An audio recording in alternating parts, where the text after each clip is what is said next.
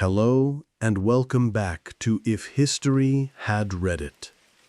It is good to have you with us again, here in our quiet archive of voices from the past. Find a place of rest. Let the noise of your day begin to fade. Allow the weight of your own thoughts to soften, just for a while. Tonight we are not traveling to a specific battlefield or the court of a forgotten king. Our journey is inward, to a feeling as old as human connection itself.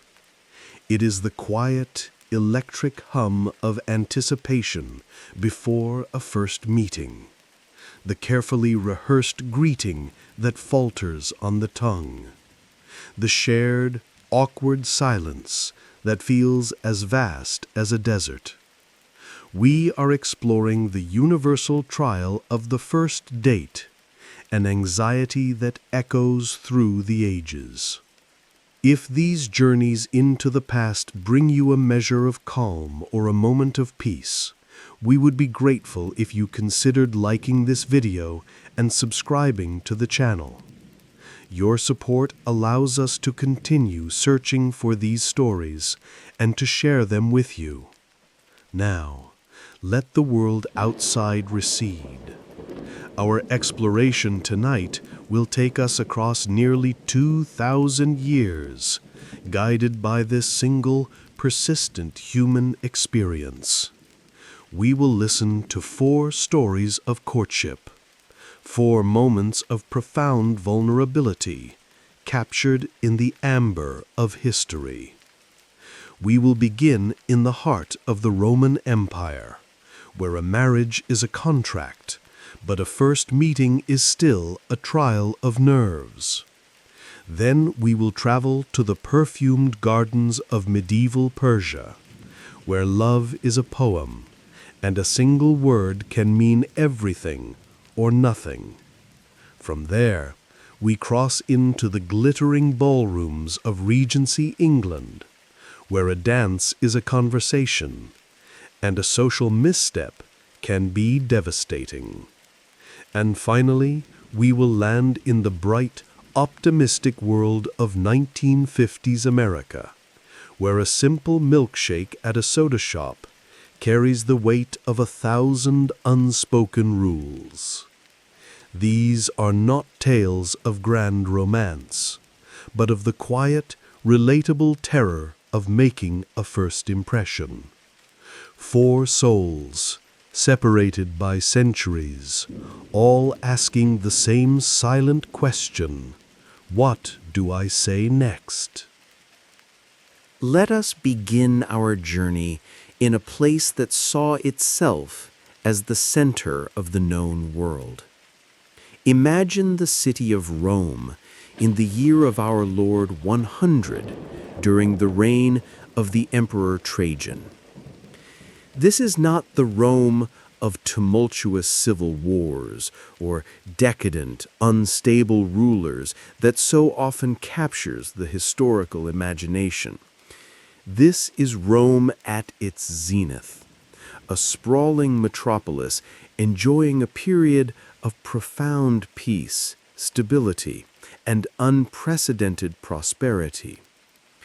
The empire stretches from the misty shores of Britannia to the sun-scorched sands of Mesopotamia, and all roads, as they say, lead here. To the Roman mind, this city was not merely a capital, it was the physical embodiment of order, law, and civilization, a beacon of stone and marble in a world of perceived chaos. The air itself seems different here, thick with the weight of destiny and power. It is a city of over 1 million souls, a dense and vibrant tapestry of peoples from every corner of the empire. The streets hum with a constant rhythmic energy. The grand thoroughfares are paved with smooth, expertly laid stones, designed to accommodate the endless procession of citizens, soldiers, merchants, and slaves who are the lifeblood of this urban heart. Towering over the crowded, winding streets of the lower districts are the monumental public works that define the age. Great aqueducts, like stony serpents, march across the countryside to deliver fresh, clean water to 1,000 fountains and bathhouses. Temples with gilded roofs catch the Mediterranean sun, their facades adorned with intricate reliefs telling tales of gods and heroes. Our focus tonight is the very core of this world, the Forum Romanum. Picture yourself standing at its edge, looking out over the sprawling public square. It is less a single space and more a breathtaking accumulation of history, a valley floor crowded with the architecture of ambition. Before you, the gleaming white marble of the Temple of Castor and Pollux stands tall on its high podium, its Corinthian columns reaching for the brilliant blue sky. To its side is the smaller circular temple of Vesta, home to the eternal flame, tended by the Vestal Virgins, a sacred hearth for the entire Roman state. The air around it is fragrant with the smell of incense and sacred oils, a stark contrast to the more worldly sense of the city. The ground beneath your feet is a patchwork of travertine paving stones, worn smooth by the sandals of countless generations. The space is alive with sound, a symphony of Roman life. There is the low, constant murmur of thousands of conversations in Latin, Greek, and a dozen other languages. You can hear the sharp, authoritative pronouncements of a magistrate delivering a judgment from the steps of the Basilica Julia, its vast open-air nave designed to hold the law courts. The rhythmic clang of a blacksmith's hammer echoes from a nearby workshop, and the shouts of vendors selling everything from fresh figs to imported silks create a percussive backdrop to the more formal proceedings of the Forum. Senators in their brilliant white togas, marked with the broad purple stripe of their rank, move with a studied gravitas, their faces impassive masks of public duty. Scribes sit at small wooden tables, their reed pens scratching rapidly across scrolls of papyrus, recording contracts, wills, and legal petitions for a fee. In this world of rigid social structures and public performance, the institution of marriage, especially for the upper classes, was far removed from our modern notions of romantic love. It was, first and foremost, a contract, a strategic alliance between families designed to consolidate wealth, secure political favor, and, most importantly, produce legitimate heirs to carry on the family name and legacy.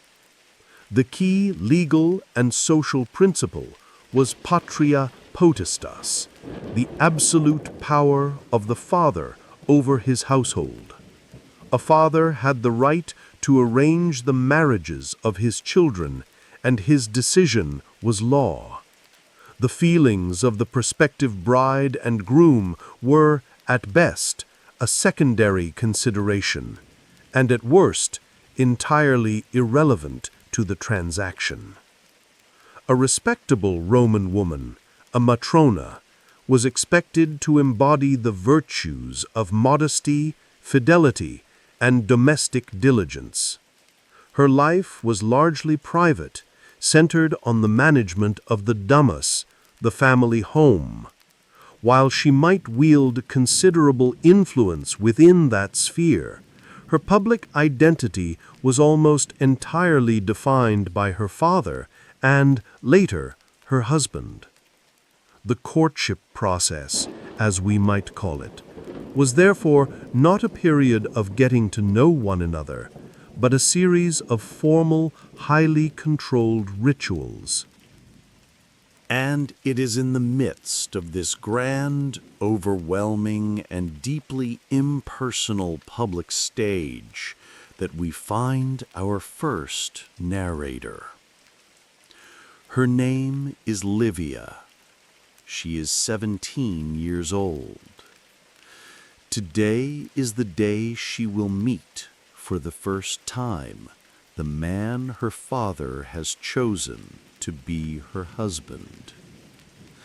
The negotiations are already complete. Her father, a wealthy senator with extensive land holdings in Etruria, has settled the matter of the dowry with the young man's family, who are of equal standing. The legal documents have likely already been drafted by a scribe, just like those sitting in the shade of the basilica. All that remains is this: a formal introduction, a short chaperoned walk around the forum. Imagine Livia standing near the portico of Gaius and Lucius. She is not dressed for attention.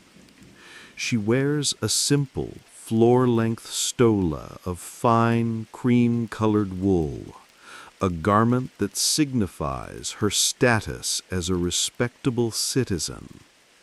Her only adornment is a pair of small pearl earrings, a gift from her mother. Her dark hair has been painstakingly arranged by a household slave, parted and braided into the complex, elegant style favored by the Empress Platina, a public display of modesty and fashionable conformity. To an outside observer, she appears composed, a perfect model of aristocratic grace. But the chronicler sees the subtle signs of a deep and relatable anxiety. He sees the way her fingers are tightly clasped together, her knuckles white. He sees how her gaze flits from the carved reliefs on a nearby arch to the intricate pattern of the pavement, focusing on anything but the approaching party. Her family stands with her, forming a protective yet suffocating circle. Her father, his face a stern mask of paternal authority, stands slightly ahead, his hand resting on the hilt of the ceremonial dagger at his belt.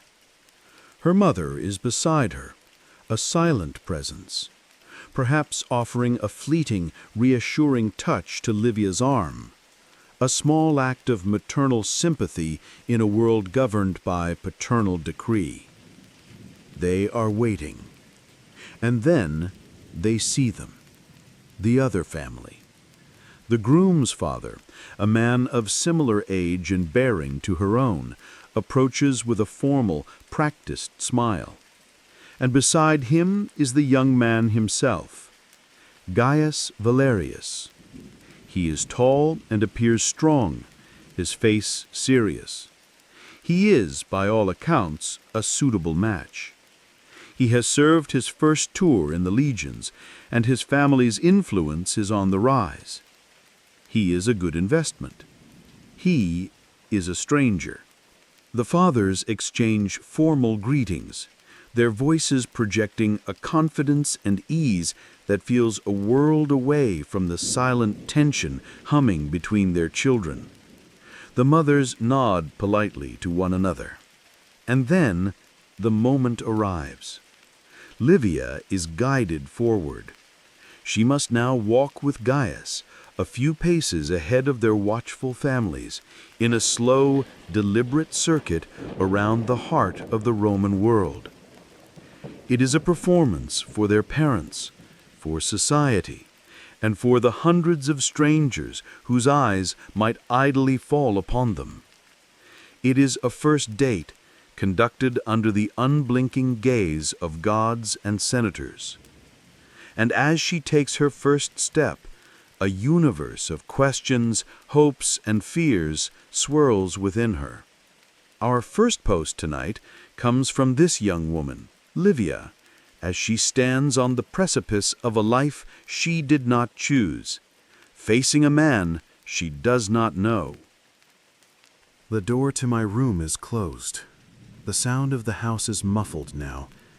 I can hear Tara, our cook, shouting at one of the kitchen boys in the courtyard below. I can hear the distant clatter of cartwheels on the street. But in here, it is quiet. The air is still and cool. The sun comes through the high window and makes a bright square on the mosaic floor. A dolphin chasing a fish. I have stared at that dolphin every day for as long as I can remember. Today, it looks like a stranger. I am sitting on my sleeping couch. The wool blanket is rough beneath my fingers. My hands are still cold. They have been cold all day, even when we were walking in the full sun of the Forum. My mother told me I looked composed. She said I did the family proud. She smoothed my hair and told me to rest. But I cannot rest. My mind keeps walking. It walks that same path over and over again. Around the Temple of Vesta, past the steps of the Basilica, under the Arch of Tiberius. And he is always there, walking beside me. Gaius Valerius. His name feels heavy. I have known the name for weeks. My father has spoken it. He has spoken of the Valeri family, their good name, their estates near his own. He spoke of assets and connections. He never spoke of the man, the son. Gaius. I saw him today. I stood beside him. I walked with him. It was for less than an hour. How can a life be decided in less than an hour? My father has already negotiated the dowry. He was pleased with himself last night at dinner. He said it was a good match, a fine alliance. I am the seal on that alliance, a piece of wax stamped with my family's crest. I know this is my duty. I have always known. A daughter of a senator does not marry for her own reasons. She marries for the good of the house. I understand this, but understanding is a thing of the head. The feeling in my stomach is something else entirely. It is a cold, tight knot. He is tall, taller than my father. That was the first thing I noticed. When his family approached ours, his head was above the others. He has dark hair, cut short in the military style. My father said he served in Dacia. I tried to imagine him as a soldier, in armor, with a sword. It was impossible. Today he just looked like a boy, an uncomfortable boy, in a formal toga that seemed too new. He did not look like a fearsome soldier. He looked as nervous as I felt, maybe more. Our fathers did all the talking. Their voices were loud and confident. They talked about the grain prices. They talked about a speech someone gave in the Curia. Our mother stood behind them and smiled. Then my father put his hand on my shoulder and pushed me forward, and his father did the same to him. And there we were, standing in front of each other, while the whole of Rome bustled around us. He did not look at me, not at first. He looked at the paving stones between my feet. I studied the top of his head, I thought, he has a small scar above his right eyebrow, a thin white line. I wonder how he got it. A training sword? A fall as a child? I found myself desperate to know. It was a piece of him, a real piece of him, not just a name and a family line. Then his father said, "Go on, walk, talk." So we walked. The first few steps were silent. All I could hear was the scuff of our sandals on the stone, my own and his. They made a strange rhythm. 1, 2, 1, 2. The sound of two strangers being forced together. I could feel our parents' eyes on our backs. I stared straight ahead at the columns of the Temple of Saturn. I counted them. 8. I counted them again. Still 8. My mind was empty. All the clever things I had thought of to say, all the polite questions I had rehearsed with my mother, they were all gone. Vanished. There was only the sound of our feet and the hot sun on my neck. He spoke first. His voice was lower than I expected. A little rough. "The forum is crowded today," he said. "Yes," I answered. My own voice sounded thin, like a bird's. "It always is." Silence again. We walked on. We passed a man selling cages of live quail. They were chirping frantically. The noise was deafening for a moment. Then we passed. I wanted to go back. I wanted to stand by the quail seller and just listen to the birds. It felt safer than this silence. I knew I had to say something. It was expected. My mother had said, "Show him you are not a simpleton. Show him you have a mind." "My father tells me you served in the recent Dacian campaigns," I said. He glanced at me then, just for a second. His eyes are brown, the color of dark honey. "I did," he said. "Was it difficult?" What a stupid question. Of course it was difficult. It was a war. He gave a short, hard laugh. It wasn't a happy sound. "War is always difficult," he said. Then he looked away again. And that was it. That was our great conversation. We walked the rest of the way around the square without another word. He pointed once at the ongoing work on the Basilica Ulpia in Trajan's new forum. "It will be the grandest of them all," he said, more to himself than to me. I just nodded. I spent the whole time trying to learn him from the outside. He keeps his hands clasped behind his back. His knuckles are large. There was dried mud on the hem of his toga, as if he had been walking in the country this morning. He smells faintly of leather and something else, something sharp like cloves. He never smiled. Not once. But he did not frown, either.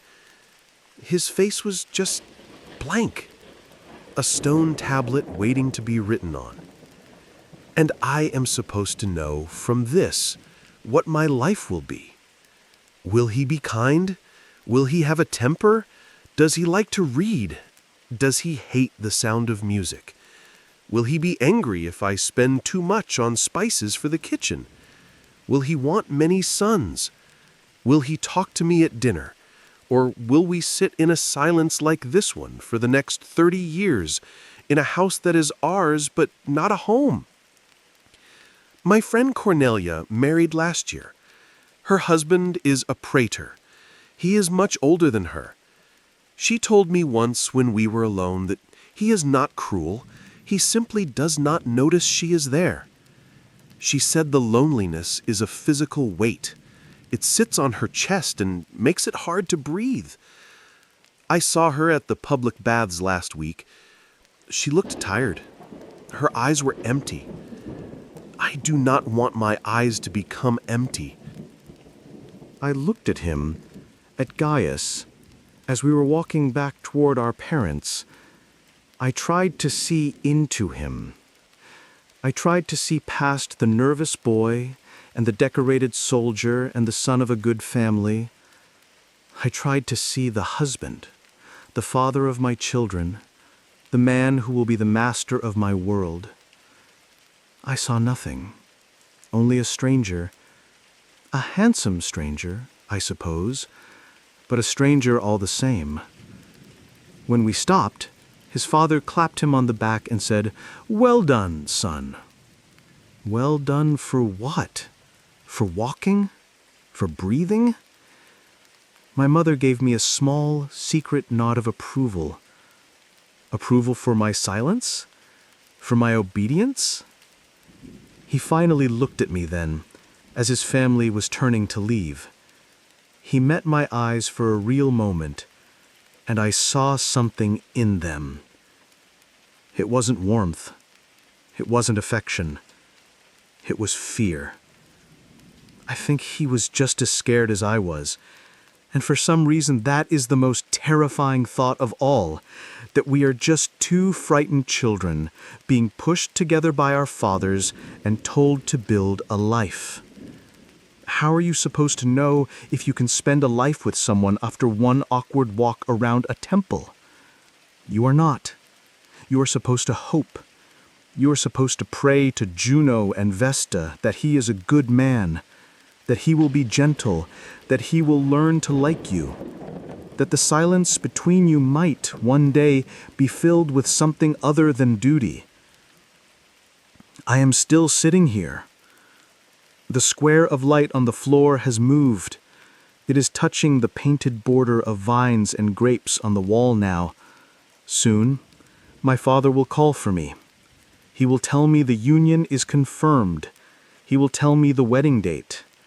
And I will say, "Yes, Father," and I will smile.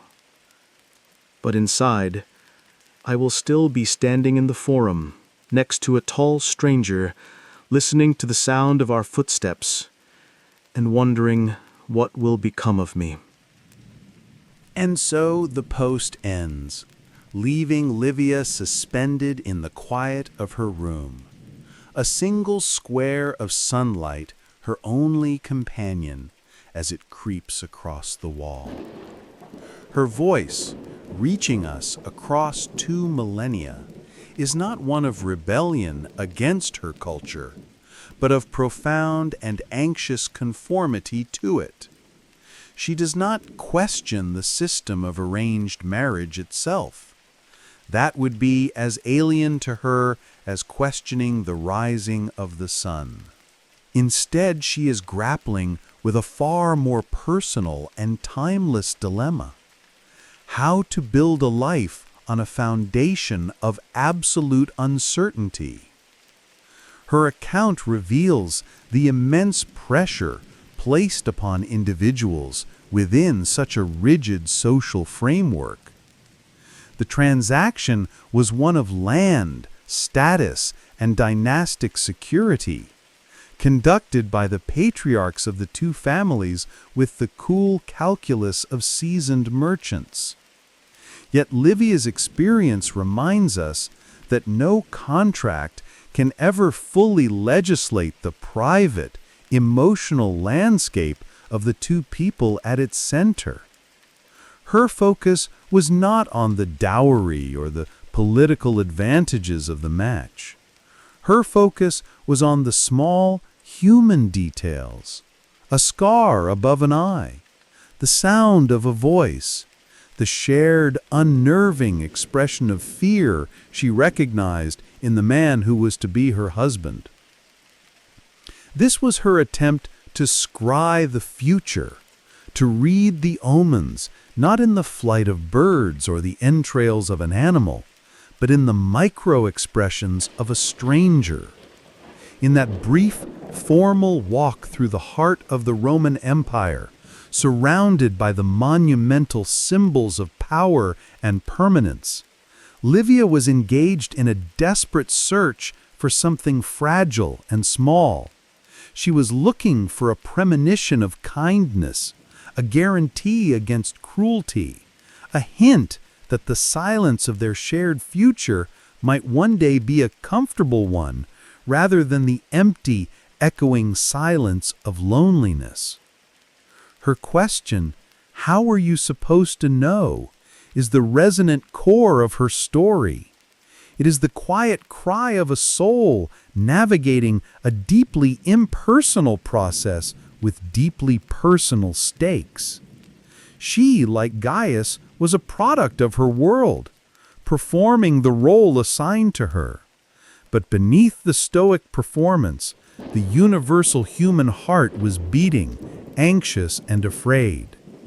It is a poignant reminder that no matter how different the customs or how vast the gulf of time, the nervous hope for a gentle connection in the face of the unknown is a feeling that history cannot erase. Livia's quiet question, born of a silent, supervised walk, hangs in the Roman air. How do you know? How do you read the signs in a person who is a stranger to you?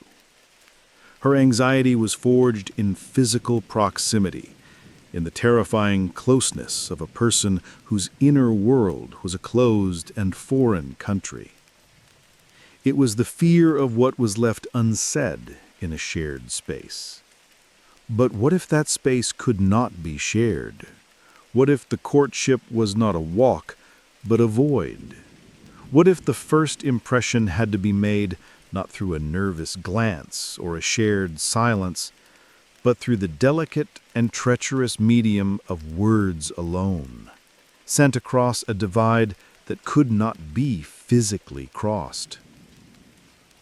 To find our next story, we must let the stone and marble of the Roman Forum dissolve. We travel forward now, over 1,000 years and thousands of miles to the east. Our journey takes us to the heart of the Persianate world, around the year 1250. This is a time of dazzling cultural brilliance, but also of profound and looming peril. The great Seljuk Empire has fractured, and the tremors of the Mongol invasions are being felt across the land. It is a world where beauty feels both precious and precarious, where the creation of a perfect line of poetry or a flawless piece of calligraphy can feel like an act of defiance against a chaotic world. Let us imagine ourselves in a city like Isfahan. Forget the Roman ideal of open, public squares and monumental facades. This is a city of secrets, of introspection, a place where beauty is often hidden, waiting to be discovered. The streets are a labyrinth of narrow, winding alleyways, flanked by high, windowless walls of baked earth and mud brick. From the outside, the city can seem austere, a uniform landscape of tan and ochre. But behind these walls, life unfolds in breathtaking color. Pass through a simple wooden doorway, and you might find yourself in a hidden courtyard, a private paradise, shielded from the dust and noise of the street. Here, the principles are not stone and power, but water, shade, and geometry. A central fountain murmurs a constant, cooling song, its water catching the sunlight that filters through the leaves of pistachio and pomegranate trees. The walls of the courtyard are not bare, but covered in a dazzling mosaic of glazed tiles. Turquoise, cobalt blue, and white form intricate geometric patterns and flowing Kufic script, spelling out verses from the Quran or lines of poetry. The air is heavy with the scent of jasmine and roses, a fragrance deliberately cultivated to create a sense of peace and contemplation. This is a world where the public and private spheres are sharply divided. Unmarried men and women of good families do not simply meet and converse. Such an interaction would be a scandal. Marriages, like in Rome, are primarily arrangements between families. But alongside this formal system exists a powerful and sophisticated culture of romance, one that thrives on distance, subtlety, and the immense power of the written word. In 13th century Persia, poetry was not merely a pastime for the educated elite, it was the lifeblood of communication. It was the language of philosophy, of devotion, of diplomacy, and, most potently, of love. A well-crafted couplet could convey more meaning, more passion, and more respect than a direct declaration ever could. The works of contemporary masters like Rumi and Saadi were not just literature, they were guidebooks to the human heart. To be literate was to be fluent in a language of metaphor and allusion, where a lover's sigh could be a gentle breeze, their hair a moonless night, and their eyes a pair of bewitching narcissi. Courtship, therefore, often became a delicate game of poetic exchange. A young man, having caught a single, forbidden glimpse of a maiden, perhaps on her balcony or through the briefly opened gate of her family's garden, would not dare to approach her. Instead, if he were bold, he might compose a poem, a ghazal, and entrust it to a discreet intermediary, perhaps an old woman who served as a go-between, to deliver it. The poem would be his ambassador, his opening statement. Its quality, its cleverness, and its sensitivity would be his only chance to make an impression. Everything depended on his skill with words. A clumsy metaphor, a broken meter, and the exchange would be over before it began. Our second narrator is a young man caught in the exquisite torment of this very process. His name is Farhad, the son of a respectable but not particularly wealthy manuscript illuminator. He is more comfortable with a reed pen and a pot of ink than with a sword or a merchant's ledger. His world is one of quiet study, of grinding lapis lazuli for the perfect blue pigment, of spending hours perfecting a single flowing line of script. Some weeks ago, from the roof of his own humble house, he saw her. In the garden of the wealthy carpet merchant next door, he saw the merchant's daughter, Yasmin, unveiled for a brief moment, as she tended to a bed of tulips. That single image, her dark hair, the curve of her neck, the blue of her dress against the vibrant red of the flowers, has occupied his every waking thought since. After weeks of agonizing, of writing and rewriting, he composed a short poem and paid a neighborhood child a copper coin to slip it beneath her gate. It was a desperate, hopeful arrow shot into the unknown. And now something has happened that he both dreamed of and dreaded. An arrow has been shot back. A small, tightly rolled piece of paper, tied with a simple thread, was left for him this morning. It is her reply. He sits in his small, sparsely furnished room. The tools of his trade lie forgotten on his desk. The only light comes from a single arched window that looks out onto the alley below. The sounds of the city, the distant call to prayer, the clatter of a coppersmith's hammer, are a dull, meaningless hum. His entire world has shrunk to the small scroll of paper resting in his trembling hand. His anxiety is not of a face-to-face meeting, but of interpretation. He is about to engage in a conversation where every word might have a dozen meanings, and a single misplaced metaphor could be the difference between hope and despair. Let's turn now to a post from Farhad, a young man staring at a line of poetry, trying to decipher his entire future from a single beautiful and terrifyingly ambiguous phrase. The paper is thin, so thin I can almost see the grain of the wood on my table through it. It is not the fine, polished paper my father uses for his commissions. It is common paper, the kind you buy in the bazaar for lists and sums. But it is the most precious thing I have ever held. Her hands have touched this paper. Her fingers have rolled it. Her breath may have passed over it. For hours I just held it. I felt the simple thread that tied it, tracing its path with my fingertip. I was too afraid to open it. To know was more frightening than not knowing. But the not knowing was a fire in my chest. So I opened it. She replied. After all my fear, after convincing myself that my poem had been thrown away or laughed at or used to light a candle, she replied.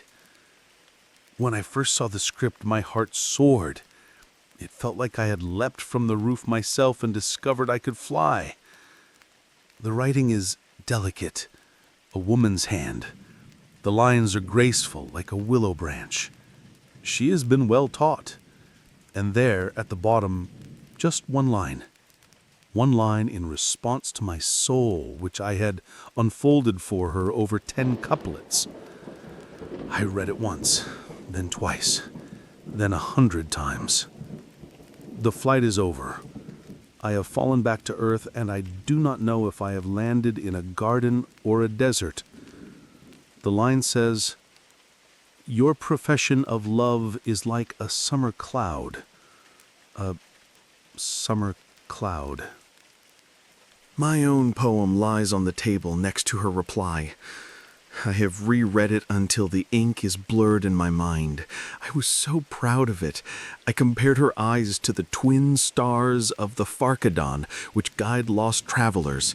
I said her voice, which I have never truly heard, must be like the gentle stream that flows from paradise. I called her a pearl hidden in the shell of her garden, a ruby in the earth. I used words of stone and stars, words of permanence. I wanted her to know my love was not a fleeting thing. I wanted her to know it was solid, a foundation on which she could stand. I wanted it to be a fortress. And she has answered with a cloud? For a moment my heart lifts again. A summer cloud. What is a summer cloud? It is a thing of beauty. It is a magnificent white shape against the endless, perfect blue of the sky. It is a promise of relief. It drifts above the world, serene and pure. It offers shade to the weary traveler, a cool respite from the blistering sun. Perhaps that is what she means, that my words were a comfort to her, a beautiful, welcome thing that brought her a moment of peace. Yes, that must be it. My love is a blessing.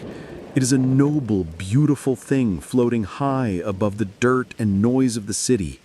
She sees it as something heavenly, something pure. The hope feels like honey in my throat. She is clever. She has not answered my praise with simple praise. She has offered a metaphor of her own, a poetic response. She is inviting me to continue the conversation. She is testing me, testing my wit. Of course, my love is a life-giving thing. A cloud holds rain. Rain makes the tulips in her garden grow. The tulips I saw her tending that day. The day my life split into two parts, before I saw her and after. I remember the heat of the roof tiles on my hands and feet.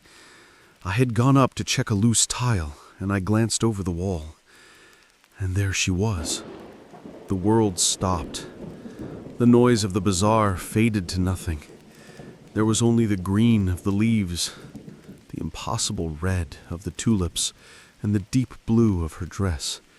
She was kneeling, her back to me, tending the flowers. And then she turned, perhaps sensing something, and looked up, not at me, but at the sky. And her hair, which was not covered, was a cascade of night. I felt my breath catch. It was a single moment, an instant, but in that instant I knew I was lost. Or found. I still do not know which. So her cloud must be a good thing. A reference to the sky she was looking at. A sign of life-giving water for the flowers she loves. It is a sign of hope. But then my stomach twists. A cloud.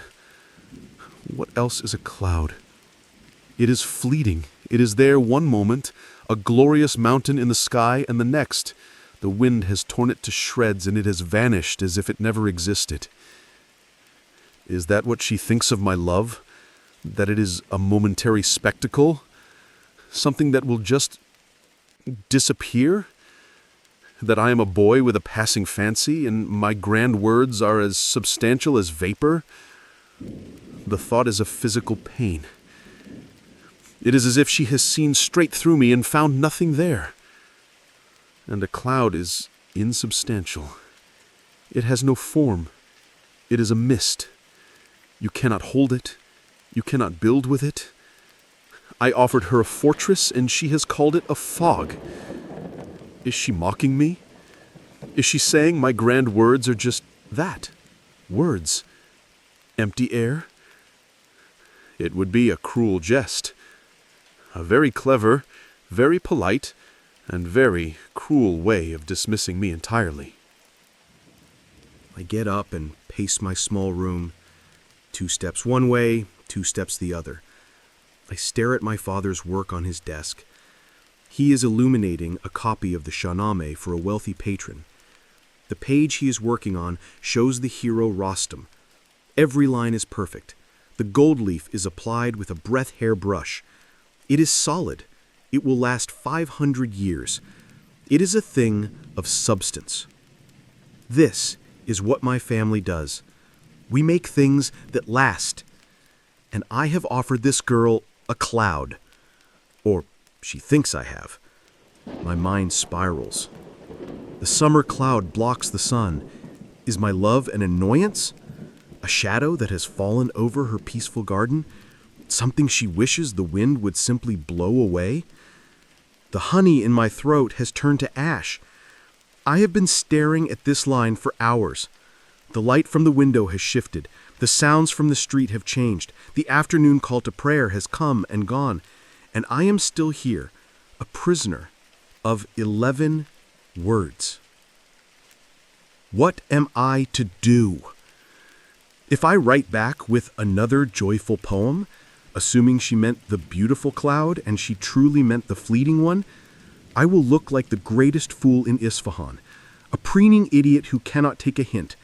I will have confirmed her worst opinion of me.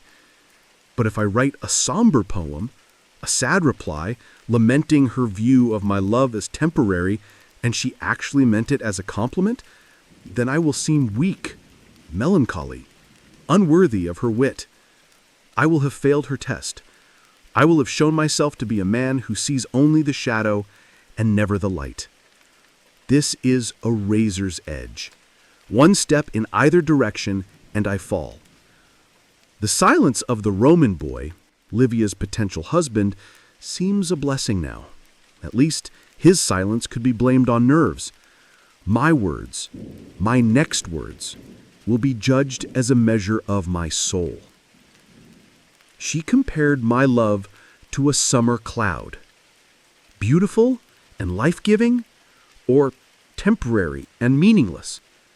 A promise of rain, or just a passing shadow?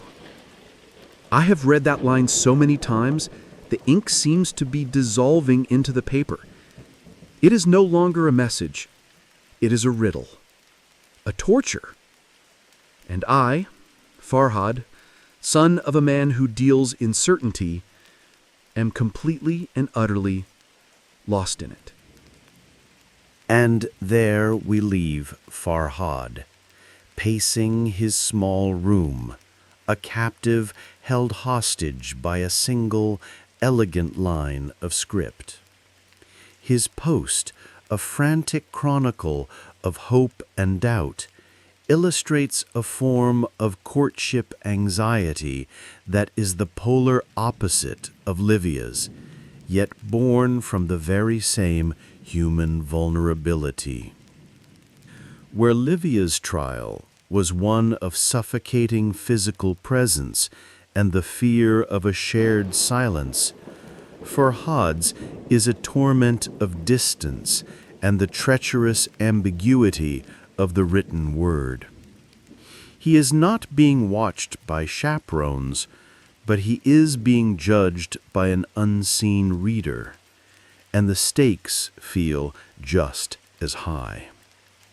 The sophisticated culture that gave him this channel of communication, the rich and elusive tradition of Persian love poetry, was a double-edged sword. It provided the key to unlock a door that was otherwise sealed, but the key itself was a complex riddle. His anxiety is entirely intellectual, a paralysis of analysis. Every potential meaning of a summer cloud is weighed, every implication considered, until the original phrase is buried under layers of hope and fear. It is a poignant example of how our own minds can become the most intense crucible of anxiety, forging chains of doubt from the thinnest of materials. This was a first date conducted by proxy, a conversation where the pauses between messages could last for days, and where the entire meaning of the exchange rested on the interpretation of a single metaphor. Farhad's struggle is a powerful reminder that the desperate need for clarity in the early stages of a connection is a timeless one. Like Livia searching for a hint of kindness in a stranger's face, he is sifting through language, hunting for a definitive sign of acceptance or rejection. His post is a testament to the fact that a few words from a person who has captured our imagination can feel more weighty and consequential than all the certainties of the known world. He is frozen not by a lack of information, but by a surplus of possible meanings. And in that quiet, sunlit room, he remains trapped, demonstrating a fundamental truth of the nervous heart. The fear of misinterpretation can be a prison more formidable than any walled garden.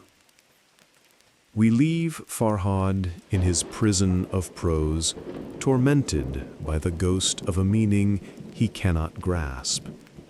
His was a courtship of profound distance, where the anxiety was born in private, in the silent space between sending a message and receiving a reply. But what happens when the dynamic is inverted? What if the first meeting is not absent, but hyper-present? What if the conversation is not written, but spoken and performed live on a brightly lit stage before an audience of 100 critical judges? For this, we must travel again, leaving the dusty, sun-drenched alleys of Persia behind. Let us journey forward 600 years and westward across Europe to a city shrouded in mist and illuminated by the flickering glow of new gaslights. We arrive in London in the year 1812. The Napoleonic Wars are raging across the continent, but here, in the heart of the British Empire, another kind of war is being waged nightly in the drawing rooms and ballrooms of Mayfair. This is the world of the Regency, and we have arrived in the midst of the season. London in this era is a city of stark contrasts. The air is thick with the scent of coal smoke and damp earth, the streets a chaotic clatter of horses and iron-rimmed carriage wheels on rough cobblestones. Yet within the grand brick-fronted townhouses that line the fashionable squares, a world of immense wealth, rigid hierarchy, and breathtaking elegance exists. This is the world of the ton, the elite upper echelon of society, a closed and fiercely competitive circle with its own language, its own codes of conduct, and its own unforgiving laws. The season was the name given to the annual migration of these aristocratic families to the capital. For several months, the city would be alive with a frantic schedule of dinners, theater parties, and grand balls. The primary, if unspoken, purpose of this elaborate ritual was the marriage market. Daughters who had just come out into society were presented, and sons, particularly those with titles and estates, were on the hunt for a suitable wife, a woman of good breeding, respectable fortune, and impeccable reputation. The ballroom was the central arena for this high-stakes game. Imagine yourself stepping into one now. The immediate sensation is one of overwhelming light and sound. Hundreds, perhaps thousands of beeswax candles burn in immense crystal chandeliers, their light fractured into 1,000 glittering points, casting a warm golden glow over the entire scene. The polished parquet floor shines like a dark mirror, reflecting the candles and the dancers. At one end of the room, a small orchestra is seated on a raised dais, the musicians tuning their instruments, creating a low hum of anticipation. The room is a sea of color and movement. The ladies are dressed in the fashionable high-waisted gowns of the period, columns of fine white muslin, delicate silks and shimmering satins in pale pastels. Their arms are bare, covered only by long white gloves. Jewels glitter at their throats and in their elaborately styled hair. The gentlemen provide a stark and sober contrast in their tailored black or dark blue tailcoats, white waistcoats, and starched cravats. Along the walls, rows of chairs are occupied by the chaperones, the mothers and aunts, their faces sharp with observation, their fans fluttering as they trade gossip in low conspiratorial whispers. In this world, a dance was not simply a dance. It was a critical opportunity. For the duration of a quadrille or a country dance, a young man and woman were permitted to converse with a degree of freedom that was otherwise impossible.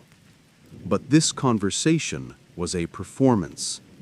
It had to be light, elegant, and witty.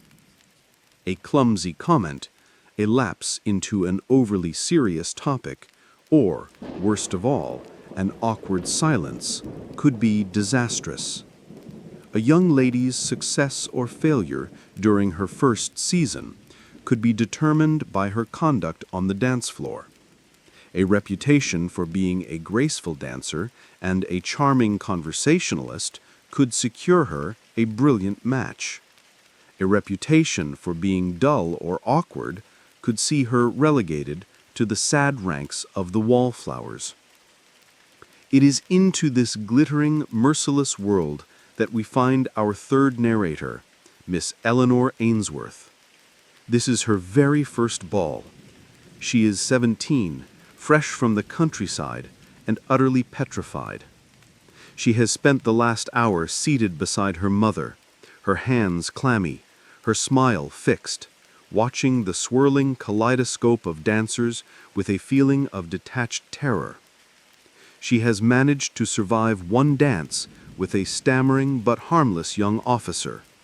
But now the true test has arrived. Her dance card, a small, elegant booklet, bears the name of a man who is both the greatest prize and the greatest terror in the room, Lord Bromley. He is a viscount, immensely wealthy, devilishly handsome, and a decorated hero from the war in Spain. He is also known to be brilliant, moody, and to possess a withering disdain for foolishness and insipid chatter. To be singled out by him is an honor. To bore him would be a social death sentence. The orchestra is striking the first chords of a quadrille, a dance of intricate figures that will bring them together and pull them apart, forcing moments of conversation followed by moments of public scrutiny. Lord Bromley is approaching now, his expression unreadable. Eleanor rises, her knees feeling weak. All of her mother's coaching, all of her own rehearsed topics of conversation, feel like they are dissolving into the warm, perfumed air. Let's listen to a post from Miss Ainsworth in the terrifying moments before her first dance with a man who could make or break her entire future. My gloves are too tight, or perhaps my hands have swollen. The heat in this room is a solid thing. It presses in from all sides, heavy with the scent of beeswax and 100 different perfumes. The light from the chandeliers is so bright it makes my eyes ache. And he is walking towards me, Lord Bromley. Every step he takes seems to echo the frantic, panicked beat of my own heart. He moves through the crowd and people part for him like iron filings for a magnet. Mama is sitting beside me, so still and straight she might be carved from ice. But I can feel her tension. I can feel the weight of her hopes. This is my first season, my first ball, and this is the most important dance of my life. My mind is a perfect, smooth, and terrifying blank. It is a betrayal. This morning, my mind was a treasure chest, carefully packed with suitable topics for conversation. Mama and I spent a week preparing them. Topic 1, the Royal Academy exhibition at Somerset House, with particular reference to Mr. Turner's landscapes. Topic 2, the new and tragic epic poem by Lord Byron, though Mama warned me to express admiration for its artistry, not its morality. Topic 3, the failsafe, the last resort of the truly desperate, the unusually damp weather we have been having. I rehearsed them. I said the words aloud to my reflection until they felt like my own. My reflection seemed witty and composed. I am a fraud. He is here now. He is bowing. It is a perfect, elegant gesture. Not too deep. He is taller than I had imagined, and the famous tales of his handsomeness are not exaggerated. But his eyes, they are not cruel as I had feared. They're simply tired, as if he has seen everything in this room 1,000 times before, and is profoundly unimpressed by it all. That is somehow worse. He's not a monster to be feared, but a judge to be disappointed. Miss Ainsworth, he says. His voice is a low baritone. I believe this is our dance. I give him my hand. His glove is fine kid leather, and his grip is firm. He leads me onto the floor. The orchestra strikes the first notes of the quadrille. We are to be part of the first set, in the very center of the room. 100 pairs of eyes are on us. I can feel them like tiny pinpricks on my skin. We begin the first figure of the dance. We step forward, bow to the opposite couple, and step back. Now is the time. I must speak. My treasure chest of topics has vanished. The lid is shut. The key is lost. There is only a roaring silence in my head. He speaks first. A mercy from God. You are new to London, I believe, Miss Ainsworth. Yes, my lord, I manage to say. My voice is a whisper. I clear my throat. We arrived from Kent only a fortnight ago. Kent, he says, his expression unchanging. The Garden of England. He says it without inflection. Is it a compliment? A simple statement of fact? A test? Oh, heavens, he is waiting for me to reply. Say something clever. Say something witty. Yes, my lord, though it has been rather a damp garden of late. The words are out. They are hanging in the air between us, fat and stupid. I have used my last resort, my topic of absolute desperation, on the first exchange. I have failed. I want the floor to open up and swallow me whole. He must think me the most insipid creature he has ever had the misfortune to dance with. His eyes flicker for a moment. I cannot read the expression. Is it pity? Contempt? The dance separates us then. I turn to face the lady on my right. We circle, and for a few blessed, agonizing seconds, I do not have to look at him. I can see my mother from the corner of my eye. Her fan is fluttering at a furious pace. It is her signal for distress. My distress. I have made her distressed? We come back together for the next figure. My face is burning. I am certain I am as red as the sash on Lady Cowper's gown. I must recover. I must try again. I attended the exhibition at Somerset House yesterday, my lord, I stammer, forcing the words out. Here we are. Topic 1. Back on track. Did you? He says. It is not a question. Yes, I found Mr. Turner's landscapes to be full of a wild and startling energy. I have said it. The line I rehearsed. It sounds stiff and foolish. It sounds like I am reciting a lesson. He looks at me, properly, for the first time. His gaze is disconcertingly direct. Most people find them chaotic and unfinished, he says, like looking into a pot of scrambled eggs and paint. Is he agreeing with me or mocking me? I cannot tell. My mind is racing. Perhaps, I say, trying for a tone of thoughtful consideration, it is the chaos of nature itself that he captures so well, the storm rather than the teacup. The corner of his mouth twitches. It is not a smile. It is the ghost of a smile, a phantom. An interesting observation, Miss Ainsworth. Most young ladies I dance with simply tell me which paintings they found pretty. My heart gives a small, hopeful leap. Was that a compliment? Have I redeemed myself from the weather? The dance separates us again. This time, the agony is mixed with a sliver of hope. Perhaps I am not a complete fool. Perhaps I am only a partial fool. We come together again. I feel a surge of confidence. I will be bold. I will try topic 2. Speaking of storms, my lord, I begin, and then immediately regret the clumsy link. I confess I have recently been reading Lord Byron's new poem. His eyebrows raise, just slightly. Have you indeed? A rather tempestuous choice for a young lady. I find his command of language to be compelling, I say, choosing my words carefully, just as Mama instructed.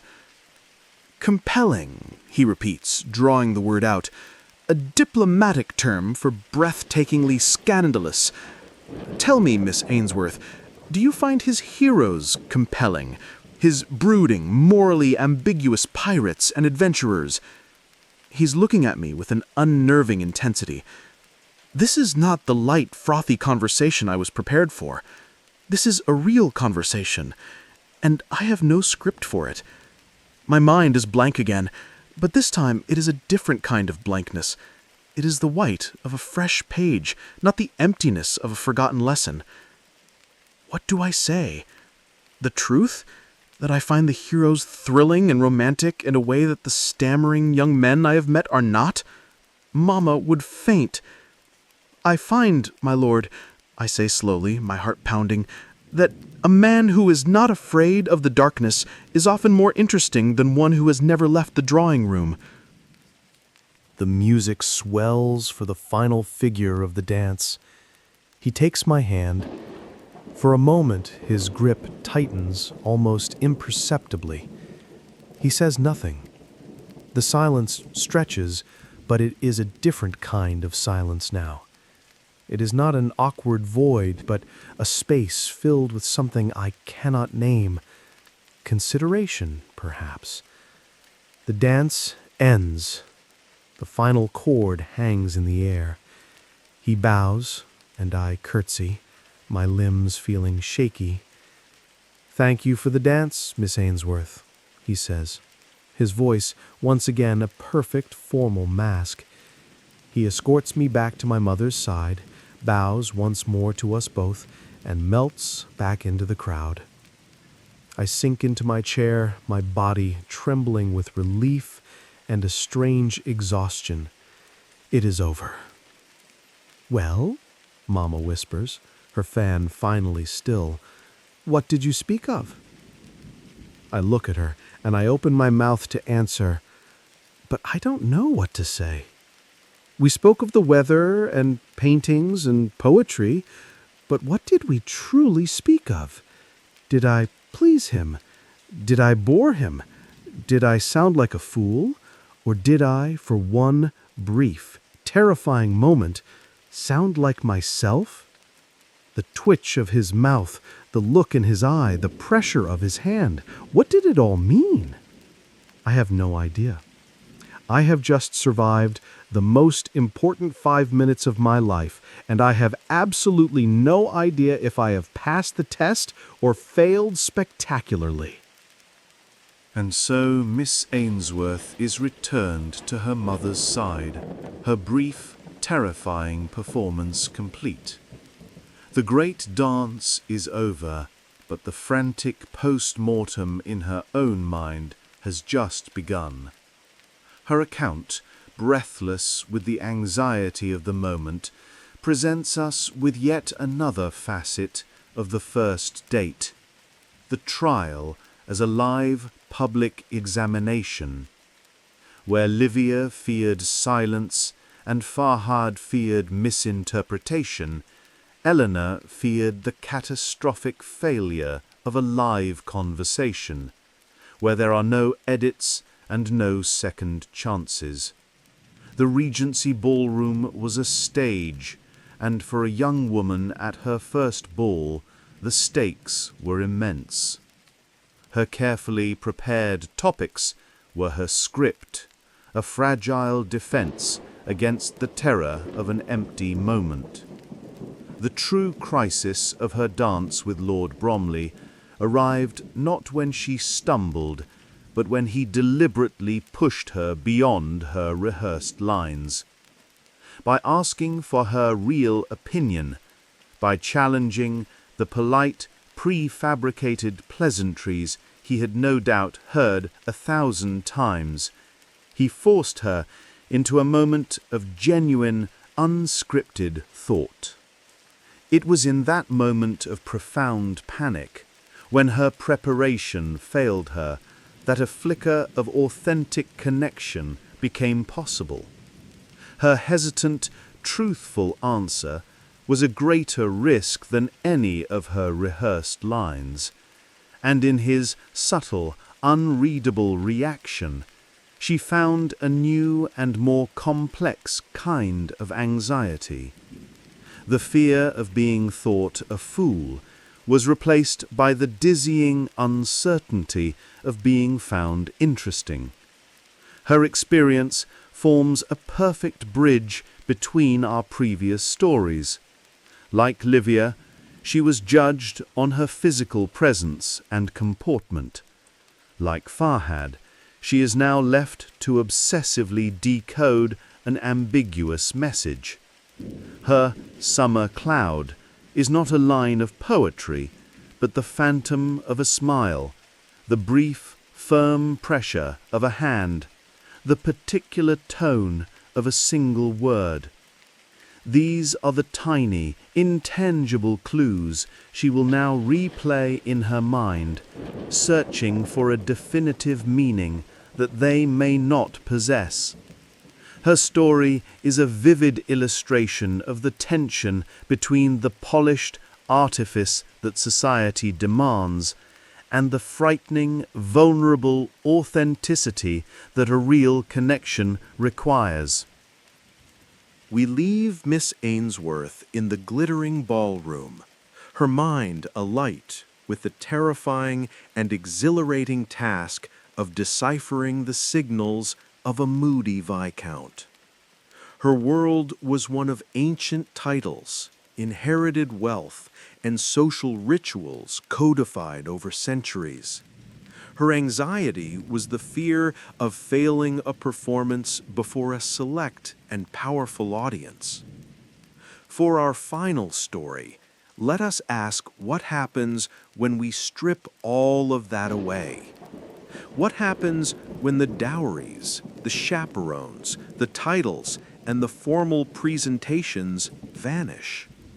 What happens when courtship leaves the private homes of the aristocracy and moves into a bright, loud, commercial space open to all? Does the pressure disappear, or does it merely change its costume? Let us take our final journey, forward in time just over a century, but across an ocean into a new world. We travel to the United States of America, to a small town in the heartland around the year 1955. We are entering a culture of unprecedented optimism, prosperity, and confidence. The great, terrible wars of the first half of the century are over. The economy is booming. Families are moving to newly built suburbs with neat houses and manicured lawns, and lining the driveways are new automobiles gleaming with chrome and extravagant tail fins. There is a palpable sense of a society that believes it has perfected a way of life. And at the heart of this new world is a new invention, the teenager. For the first time in history, a generation of young people has emerged as a distinct culture. They have their own disposable income from allowances and part-time jobs. They have their own uniform, blue jeans and leather jackets for the boys, poodle skirts and cardigans for the girls. They have their own language, a slang that is baffling to their parents. And most importantly, they have their own music, a loud, rebellious, and thrilling sound called rock and roll. The arena for this new culture, the modern equivalent of the Roman Forum or the Regency Ballroom, is the soda shop. Imagine yourself pushing through the glass door, a small bell announcing your arrival. The first thing you notice is the brightness. The floor is a checkerboard of black and white linoleum tiles, polished to a high sheen. Light bounces off the long formica countertop and the chrome plating of the swiveling stools that line it. Red vinyl booths offer a semi-private space for conversation. In the corner, a magnificent jukebox stands like a shrine, its colorful plastics glowing, waiting for a nickel to unleash the latest hit by Elvis Presley or Chuck Berry. The air is thick with the sweet smells of chocolate syrup, vanilla ice cream, and bubbling cola. The sounds are a symphony of the new age. The sharp fizz of a soda being dispensed from a fountain, the high-pitched mechanical whir of a milkshake blender, the clatter of heavy glass mugs on the counter, and above it all, the constant, energetic murmur of teenage voices, punctuated by bursts of laughter. In this seemingly relaxed and informal environment, a new and complex set of dating rituals has emerged. The rules are not written down in etiquette books, but they are just as rigid, and the punishment for breaking them is just as severe: social death. There was a strict hierarchy of coolness. There were protocols for asking a girl out, for how a boy should behave on a date: confident but not arrogant, cool but not cold. There was the critical ceremony of going steady, symbolized by the giving of a class ring or a letterman's pin. The pressure to conform, to fit in, to be seen as sharp and not a square, was immense. The anxiety of the first date, therefore, was not about securing a dynastic alliance, but about securing one's own fragile status within the ruthless teenage social ecosystem. Our final narrator is a boy named Jimmy. He is 16 years old. He is a good student, quiet, perhaps a little more serious than his peers. And tonight, he has somehow achieved the impossible. He is on a date at the local soda shop with Sally, the most popular girl in the junior class. She is a cheerleader, universally admired, and so far out of his league that their being here together feels like a glitch in the fabric of the universe. The entire population of the school, it seems, is either here or will have heard a full report by morning. They are sitting in one of the bright red booths. The jukebox is playing a slow song. A half-empty milkshake glass sits between them. From the outside, they looked like the perfect picture of young American life. But inside Jimmy's head, a catastrophe of epic proportions has just unfolded. He is in the midst of a social disaster from which he feels there is no recovery.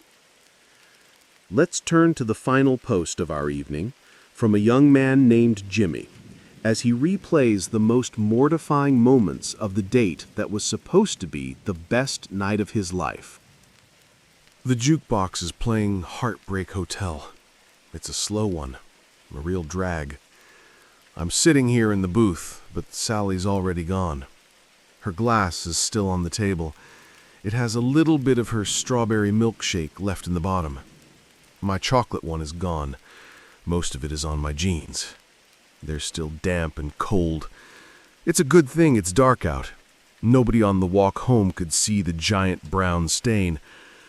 Not that it matters. By Monday morning, everyone in school will know anyway. My life is over. That's not an exaggeration. It's a fact. When she said yes, when I asked her after school by her locker and she actually smiled and said yes, I thought I was going to float all the way home. Jimmy O'Connell, She was going on a date with me. It didn't make any sense. She's the captain of the cheerleading squad. I'm on the debate team. She goes to dances with football players. I spend my weekends sorting my grandfather's coin collection. It was like a movie.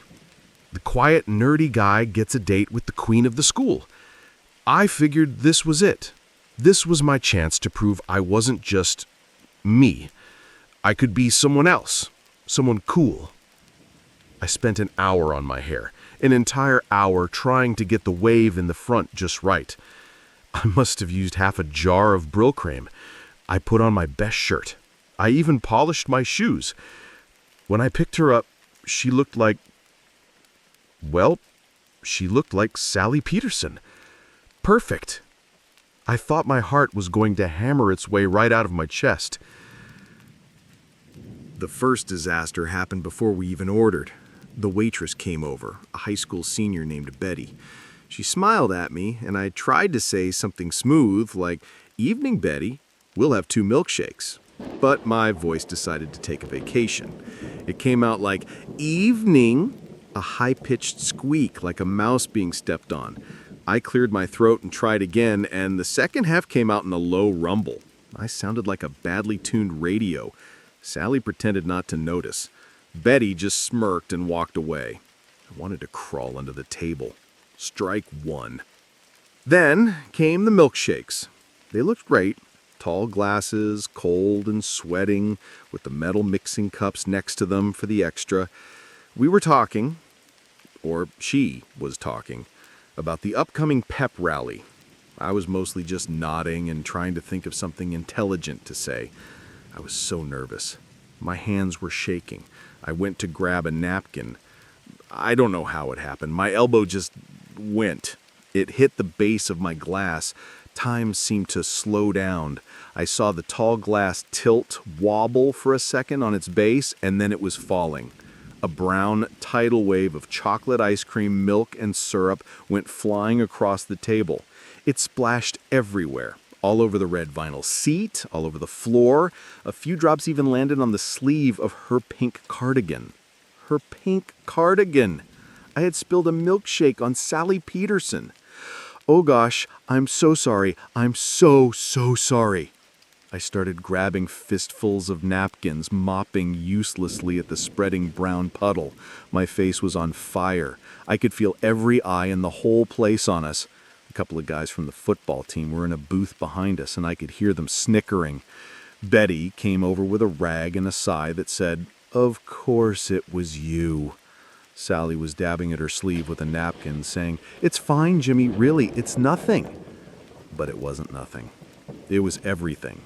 It was a giant, sticky, chocolate-flavored sign that said, "This boy is a clumsy oaf. He does not belong here with this perfect girl." Strike 2. After Betty cleaned up the mess, there was a silence. A horrible, vast, empty silence. The jukebox was playing something fast now, but our booth was a dead zone. I knew I had to say something, anything to fill the void, and my brain, in its infinite wisdom, in a moment of pure, white-hot panic, chose the one topic I should never, ever have spoken of. "You know," I heard myself say, "this reminds me of the time I almost spilled soda on my 1909 S VDB Lincoln penny. It's the key date in the whole series. Very rare." Sally just blinked. She had no idea what I was talking about. A normal person would have stopped there. A normal person would have realized their mistake, laughed it off, and changed the subject. I am not a normal person. I am a person who, when drowning, will not grab a life raft, but will instead offer a detailed lecture on the history of maritime safety regulations. I couldn't stop. It was like some other person had taken over my mouth. I told her all about the different mint marks. I explained the historical significance of the buffalo nickel. I described in painstaking detail the thrill of finding a mercury dime with a full split band on the fasces. I think I talked about my coin collection for 10 minutes. 10 solid minutes. I saw her eyes glaze over. She was nodding, but she wasn't there. She had mentally left the building. She was probably replaying every good date she'd ever had with every handsome football player, and wondering how she had ended up here, in this sticky booth, with a boy who thought the most interesting thing in the world was a small piece of metal. By the time I finally ran out of steam, it was over. I had not only spilled my milkshake, I had spilled my entire soul's worth of boring, nerdy weirdness all over the table. Strike 3. I was out.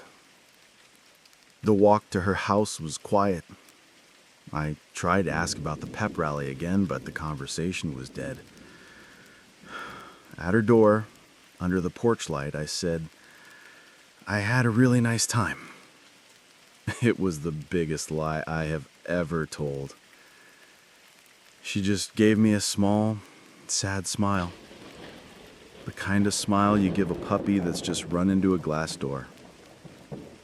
You too, Jimmy. Thanks for the milkshake. And then she was gone. I'm pretty sure she won't be wearing my debate team pin anytime soon.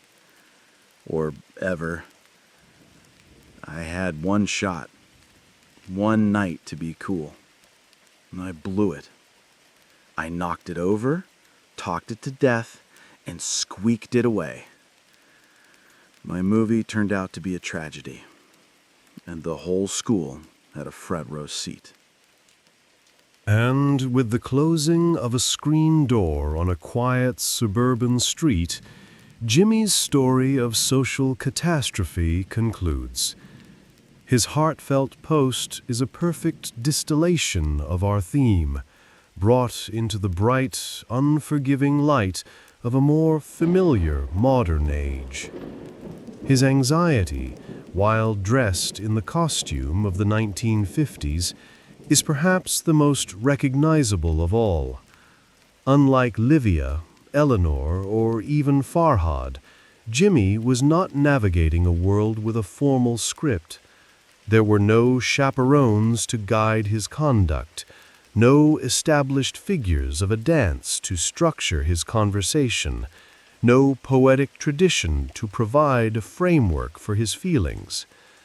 He was adrift in the far more treacherous waters of unwritten social codes, where the rules of coolness were fluid, absolute, and mercilessly enforced by a jury of his peers. His failure was not in breaking a known rule, but in his devastating conviction that he simply did not know how to play the game at all. His series of small disasters, the cracked voice, the spilled milkshake, the conversational panic, are painfully mundane and, for that reason, profoundly universal. His retreat into the safety of his coin collection is a poignant illustration of the anxious mind seeking refuge. In a moment of overwhelming social terror, he fled to the one subject on which he felt he was an expert, a small island of competence in an ocean of inadequacy. It was a desperate act of self-soothing that tragically doubled as an act of social suicide. The bright, optimistic soda shop, that temple of American teenage life, became his personal courtroom, and in his own mind, the verdict was swift and damning. He was not a suitable match. He was not a witty partner. He was, in the parlance of his time, a square. It is a judgment that feels less grand than those feared by our other narrators, but no less devastating to the one receiving it. His story, stripped of emperors and viscounts, reveals the raw, unfiltered anxiety of simply trying and feeling that you have failed to connect. And so we have listened to 4 voices calling to us from across the centuries, each telling their own version of the same timeless story. We have walked in silence through the Roman Forum, our future hanging on the impression we make on a stranger. We have sat paralyzed in a Persian study, our hopes dependent on the correct interpretation of a single, beautiful, and baffling phrase. We have stood under the bright chandeliers of a London ballroom, the success of our entire season resting on a few moments of witty conversation. And we have sat in the painful, echoing silence of an American soda shop, convinced that a clumsy elbow and a nervous monologue have sealed our social fate. The settings are profoundly different, the rules of engagement almost alien to one another. And yet the underlying feeling, the cold knot of anxiety in the stomach, is identical. It is the universal and deeply human fear of the first impression. It is the desperate search for a sign, a glance, a word, a smile that might offer a clue to what another person is thinking. Each of our narrators, in their own way, was simply trying to answer the same fundamental questions. Am I liked? Am I accepted? Will I be met with kindness or with judgment? This shared vulnerability, this quiet terror of being found wanting, is a thread that connects us not only to each other, but to them. It is a reminder that beneath the grand sweep of history, beneath the rise and fall of empires and the shifting sands of culture, the private anxieties of the human heart remain remarkably constant. There is a quiet comfort in that knowledge. The fear is not yours alone. It is as old as the hopeful, terrifying, and essential act of reaching out to another human being. Let these stories from the past now settle, their echoes fading into a gentle quiet. The archives are closing for the night. May your own mind find its stillness, and may your rest be peaceful and your dreams be calm. Thank you for spending this time with us. Until we meet again.